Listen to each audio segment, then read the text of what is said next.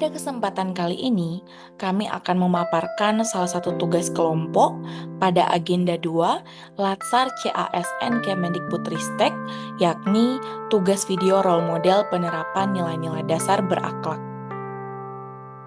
Adapun anggota kelompok kami sebagai berikut.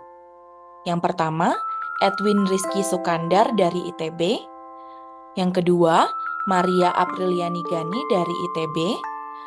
Yang ketiga, Muhammad Julian Syah Putra dari ITB. Yang keempat, Prasetyaning Estu Pratiwi dari UPN Jatim.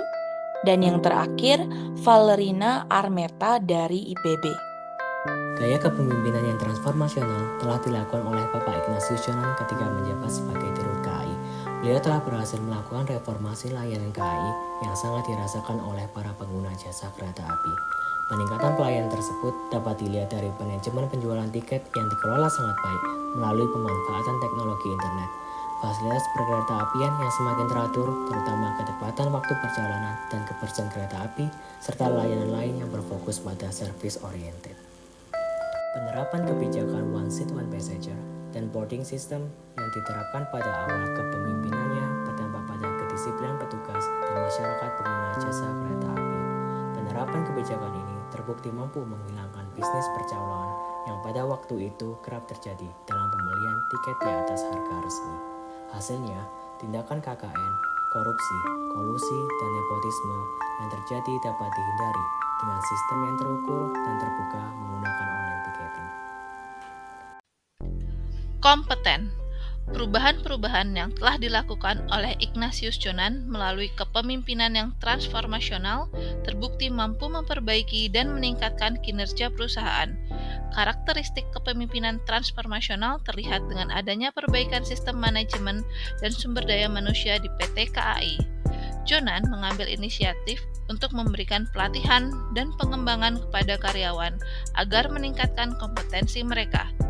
Ribuan karyawan bahkan dikirim ke luar negeri untuk menjalani pelatihan tentang standar pelayanan dan teknologi. Harmonis. Jonan memahami pentingnya mengakui dan menghargai kontribusi karyawan.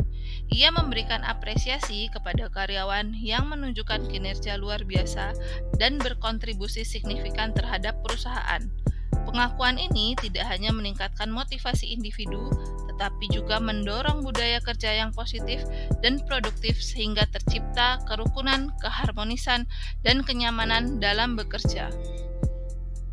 Selama menjadi Menteri Energi dan Sumber Daya Mineral sejak 2016 sampai 2019, Pak Jonan berhasil mengambil alih 50% saham PT Freeport Indonesia dan membuat PT tersebut membangun smelter setelah perusahaan tersebut beroperasi selama puluhan tahun di Indonesia.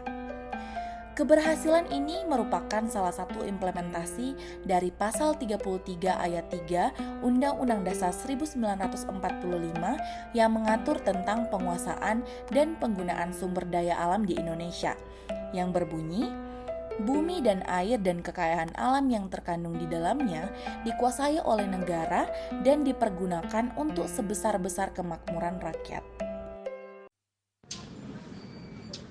Kemampuan adaptasi yang luar biasa dari Pak Ignatius Jonan telah memberikan dampak signifikan, baik dalam sektor perekonomian saat beliau menjabat sebagai Direktur Pelaksanaan Distrik Citigroup, maupun dalam sistem transportasi umum di Indonesia, khususnya di industri perkeretaapian. Membangun kolaborasi merupakan salah satu prinsip utama dalam gaya kepemimpinan Bapak Ignatius Jonan baik ketika menjadi Dirut KAI maupun Menteri di Kementerian Perhubungan dan ESDM. Beliau mampu untuk bekerja sama, memotivasi, dan memobilisasi anggotanya untuk mengatasi hambatan dan mencapai tujuan organisasi yang ia pimpin.